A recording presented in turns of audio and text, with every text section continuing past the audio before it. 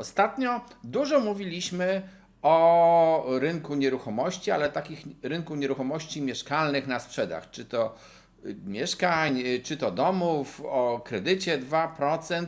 I to są owszem ważne wydarzenia, które będziemy śledzić, ale dziś chcę wrócić do rynku najmu nieruchomości, dlatego że wiele osób, wielu z Was żyje z tego rynku, albo przynajmniej częściowo żyje, chce zarabiać, dostajecie mieszkania w spadku, które zastanawiacie się sprzedać czy wynająć i niektórzy podejmują decyzję o wynajmowaniu takiego mieszkania, inni po prostu kupują mieszkania i robią sobie z tego jakiś dochód. W różnych, zresztą to na różne sposoby kupujecie te mieszkania, bo kupujecie na przykład kawalerki czy tam dwupokojowe, przeznaczone na wynajem dla małych rodzin lub dla singli. Inni kupują większe mieszkania wielopokojowe, które potem wynajmują na przykład na pokoje.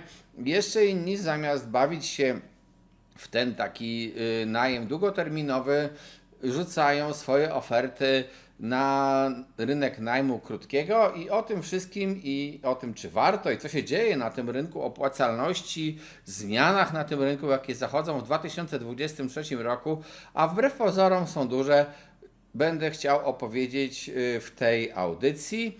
Jeżeli interesuje Ciebie rynek nieruchomości, no to oczywiście zapraszam do subskrybowania tego kanału. Zachęcam do pisania nam w komentarzach swoich uwag na temat rynku, ale też do sugerowania nowych tematów dla tych, którzy chcą poznać prawo, czy w ogóle sposoby obrotu nieruchomościami, efektywnej sprzedaży. Zapraszam na szkolenia na cement24.pl oraz do dyskusji na takim naszym nowym medium, czyli na naszym serwerze Discord. Link macie na dole.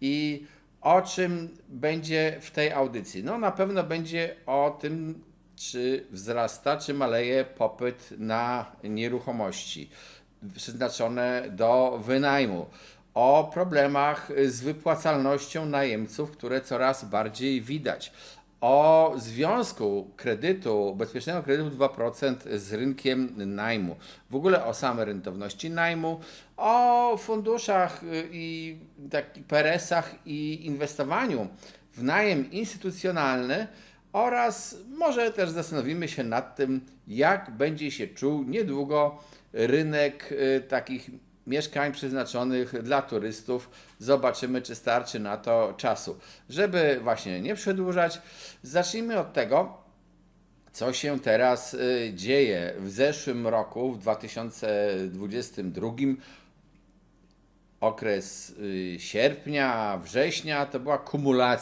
kumulacja popytu na najem ze strony tradycyjnej grupy, czyli studentów, oraz nowej grupy, czyli przybyszy z Ukrainy, i oni brali w zasadzie wszystko, co się dało, czy to normalne mieszkania, czy nawet właśnie takie mieszkania funkcjonujące w krótkim najmie, w zależności od zasobności kieszeni.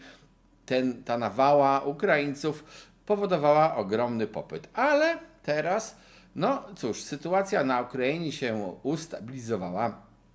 Część tych Ukraińców, którzy przybyli do Polski, wyjeżdża dalej. Nie ma już takiego parcia na najem.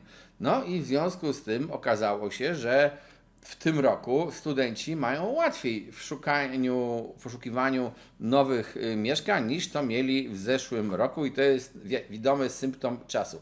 W ogóle też na rynku, na portale raportują, że mają coraz więcej ofert mieszkań do wynajęcia. To pewnie teraz się może zmienić troszeczkę właśnie z uwagi na tych studentów, ale generalnie trend z wcześniejszych miesięcy polega na przyroście ofert mieszkań do wynajęcia. No jak jest większa oferta, to trudno, żeby najemcy chcieli płacić więcej. Zaczyna się pewien rodzaj konkurencji o najemcę, i tutaj właśnie przechodzę do tematu 2, do problemu z wypłacalnością najemców.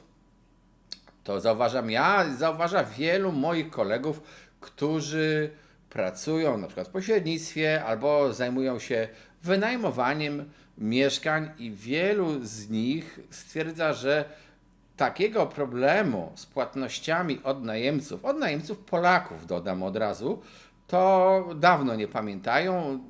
Dlaczego to jest? No, słuchajcie, nasze pensje rosną, niektórzy chcą nawet podnosić czynsze, co może być ryzykowne obecnie, ale też jest taka sytuacja, że inne koszty życia również rosną i czasami one rosną szybciej niż te nasze pensje. Wobec tego może się okazać, że po prostu ten najemca zaczyna mieć czkawkę taką finansową i nie zawsze może sobie pozwolić na zapłatę tego do tej pory wymaganego czynszu. No a poza tym oni też widzą, jak spojrzą się na oferty, to widzą, że czynsze dzisiaj, że dzisiaj można na przykład gdzieniegdzie wynająć mieszkanie taniej niż to, co uzgodnili na przykład rok temu, więc też się za takimi lokalami rozglądają. Z doświadczeń wynika, że ci cudzoziemcy, których tak bardzo się obawiali wynajmujący, zawsze się obawiali, że nie będą płacili, że zniszczą mieszkanie i tak dalej. Z doświadczeń wielu osób wynika, że oni akurat dość dobrze wywiązują się z płatności na tle naszych rodaków i w miarę dbają o te mieszkania, chcą płacić i mieć spokój. Oczywiście ja nie wykluczam, że ktoś może mieć zupełnie inne, indywidualne doświadczenie i nie przeczę, nie twierdzę, że wszyscy cudzoziemcy są aniołami, czy też, że wszyscy Polacy są źli, bo to jest w ogóle nieprawda, ale pokazuje tylko spostrzeżenia, które nie są wyłącznie moimi spostrzeżeniami, ale spostrzeżeniami ludzi działających w branży.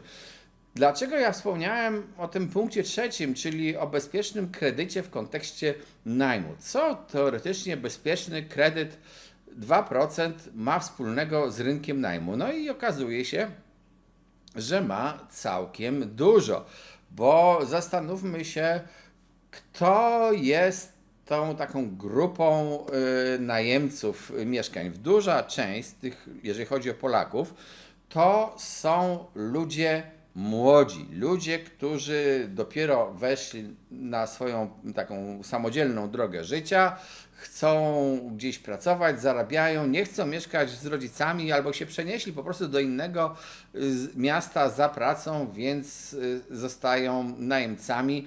Nie stać ich było do tej pory na kupienie. Druga taka grupa to są też studenci. A często rodzice studentów mówią: słuchaj, ale ty masz tutaj mieszkać 5 lat w tym mieście, bo mam nadzieję, że skończysz studia magisterskie, 5-letnie, może nawet dłuższe, może będziesz tu mieszkał, no to córko lub synu, my się dołożymy do twojego zakupu i pomożemy ci kupić mieszkanie, po co masz ty je wynajmować. No i w tej chwili wypłynął od 1 lipca ten produkt będący bezpiecznym kredytem 2%, skierowany do osób, które chcą kupić swoje pierwsze mieszkanie.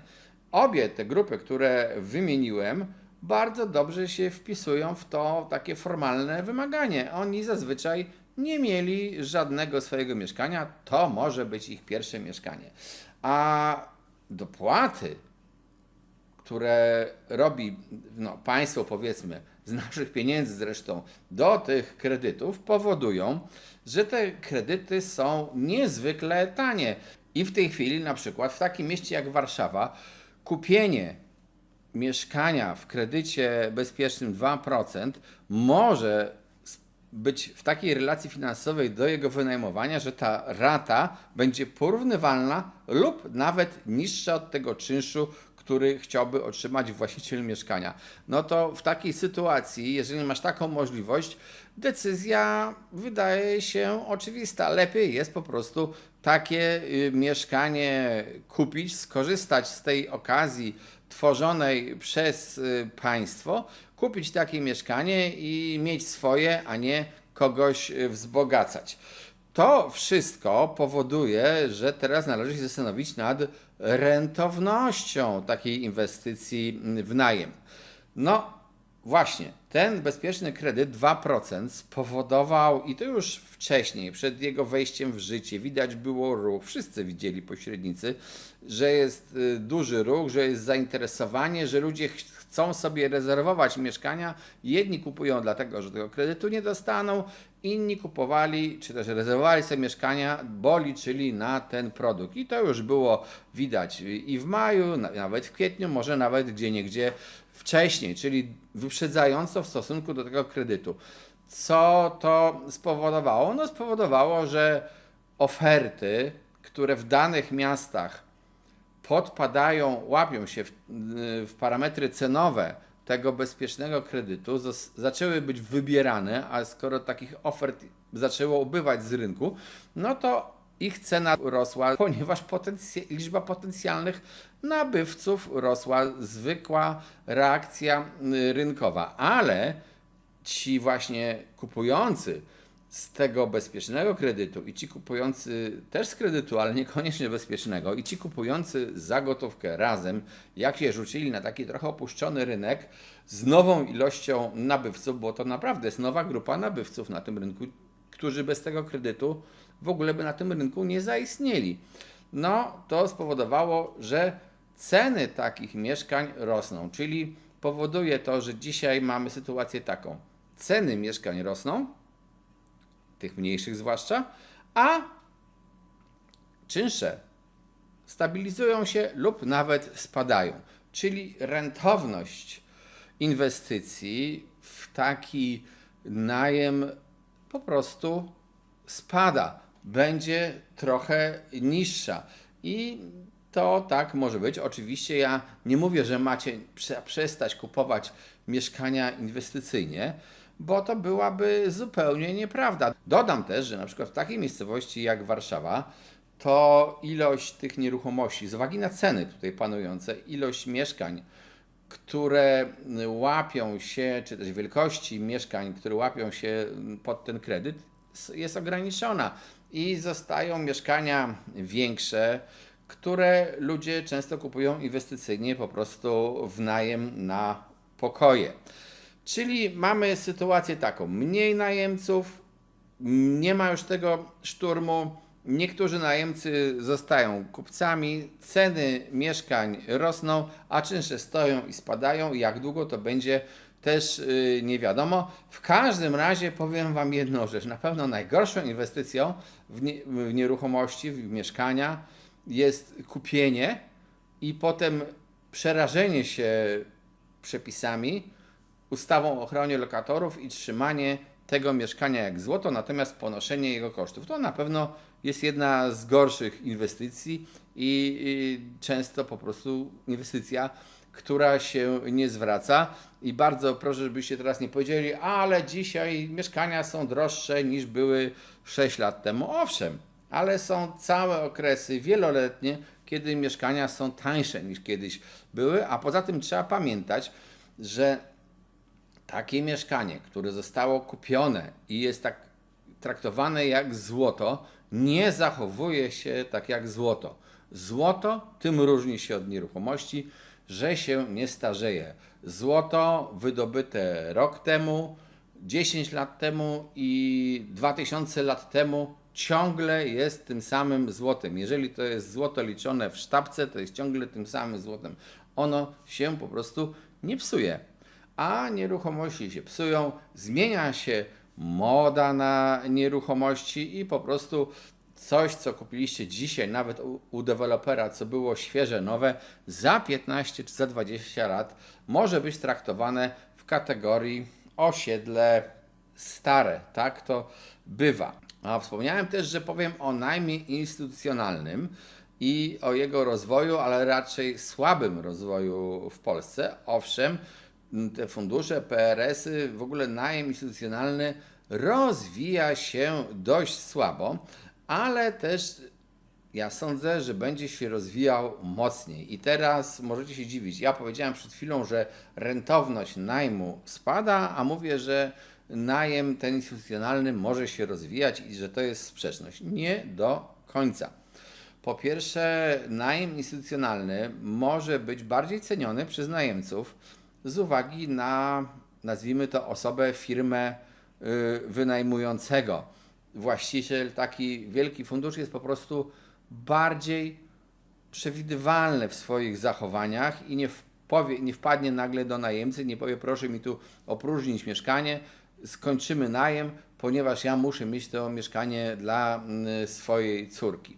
To jest jedno. Wygoda zawierania umowy z takim funduszem i pewności mieszkania jest dużo większa. Co więcej, oni, jak się coś zepsuje, to jeszcze przyślą ekipę naprawczą do mieszkania, więc jest po prostu wygodniej. Po drugie, taki fundusz, on chce, żeby dla niego wybudowano budynek.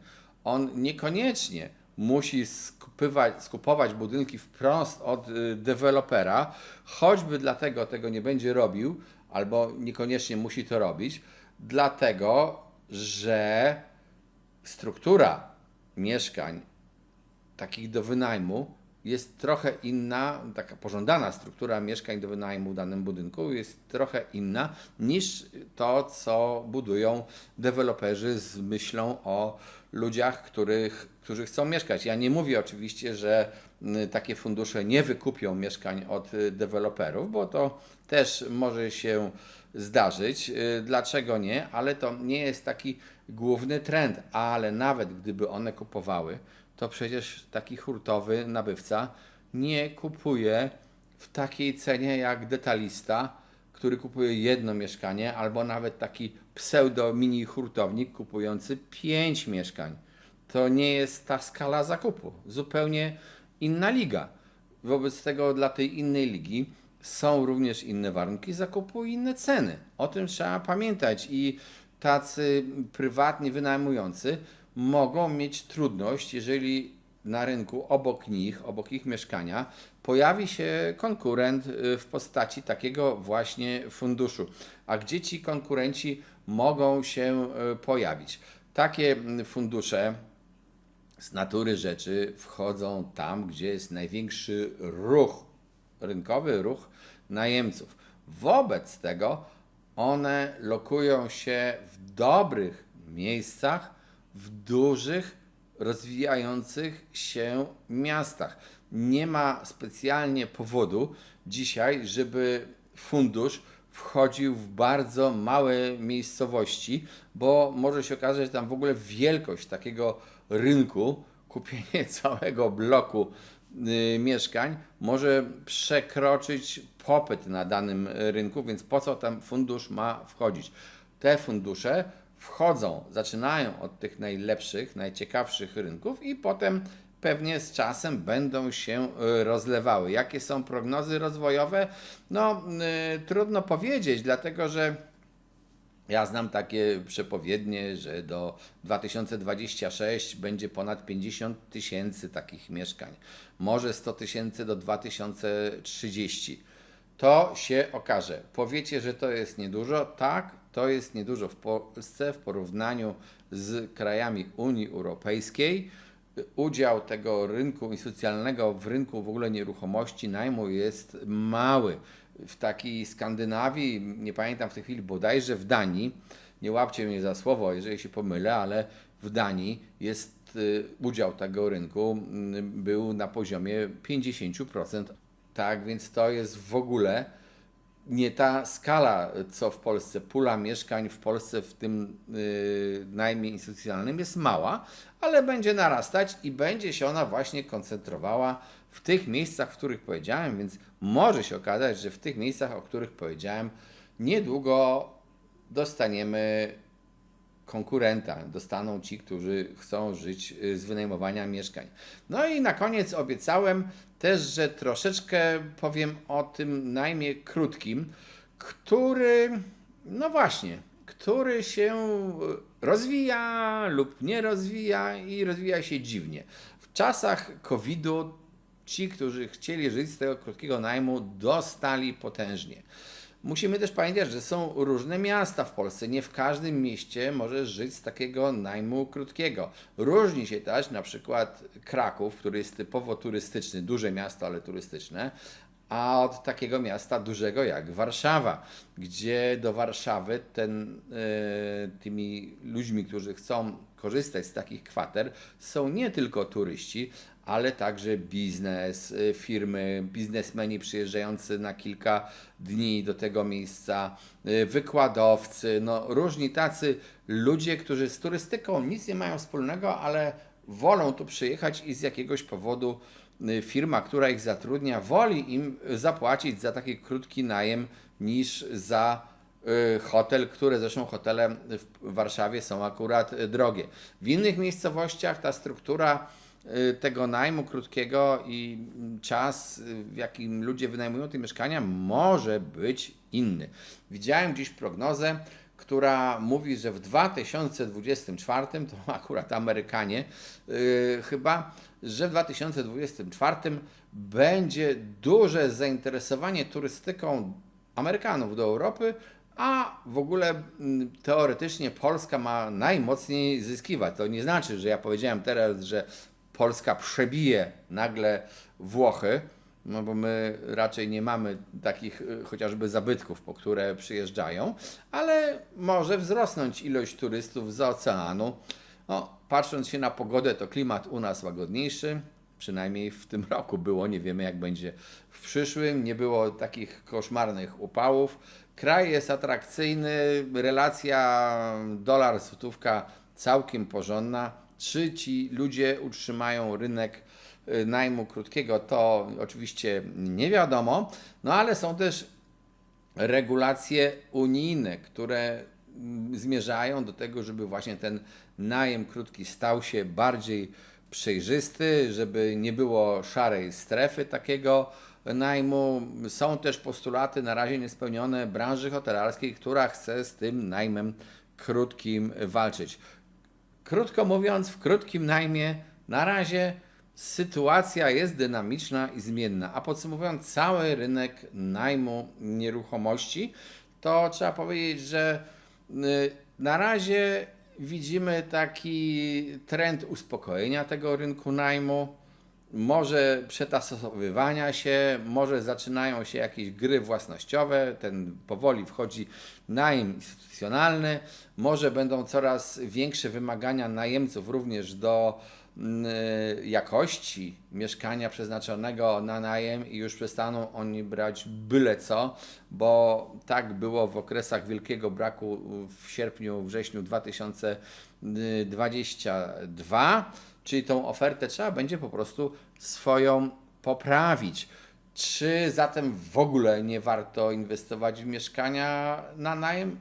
Tego nie powiedziałem. Należy pamiętać o tych ograniczeniach i po prostu patrzeć się, co kupujesz, na czym chcesz zarabiać w tym najmie, wiedzieć, że po prostu może będziesz teraz zarabiać trochę mniej i nie będzie już takich, przynajmniej na razie, przebitek jak były niedawno. No a co będzie potem, zobaczymy. Przecież powiedziałem, jak długo będzie bezpieczny kredyt 2%, który wpływa również na ten rynek najmu? Tego nie wiemy, czy on się będzie wyczerpywał, czy nie. Ale z drugiej strony przecież zapowiadane jest to, że stopy procentowe w Polsce będą się obniżać. Jak prędko, czy będą? No i jaka będzie sytuacja gospodarcza na całym świecie, bo ona też do końca w otoczeniu naszym nie jest taka pewna, tym dalszym, czyli na przykład w Chinach, tym bliższym, czyli tuż za naszą zachodnią granicą na Odrze i Nysie, albo przez morze, w ogóle w naszych okolicach, gdzieniegdzie dzieje się dość, powiedziałbym, nie najlepiej, delikatnie mówiąc, nie najlepiej w gospodarce. Czy nadchodzi recesja gospodarcza? Tego nie chcę, ale ja bym też nie sądził, że Polska będzie zawsze taką zieloną wyspą. Chciałbym, ale nie sądzę, że to się da na długi czas utrzymać i wszędzie będzie recesja, a tylko w Polsce będzie szalony rozwój rynku nieruchomości, bo ten rozwój właśnie w ostatnich dniach, tygodniach, miesiącach nazywa się rozwijamy się z powodu zalewu rynku tanim pieniądzem z bezpiecznego kredytu 2%. Jeżeli chcesz wiedzieć więcej o rynku nieruchomości, i zobaczyć na przykład nasze audycje następne, w których poddamy analizę właśnie też między innymi światowych rynków nieruchomości i gospodarki, subskrybuj ten kanał. Zapraszam do korzystania z naszych szkoleń na cement24.pl, gdzie możesz się dowiedzieć sporo właśnie o obrocie, o sposobach sprzedaży, technikach sprzedaży, o różnych rzeczach. Także dla inwestorów to są szkolenia, nie tylko dla pośredników. Sugeruj nam tematy nowych audycji. Zapraszam na serwer Discord jeszcze raz. No i cóż, trzymajcie się, cześć.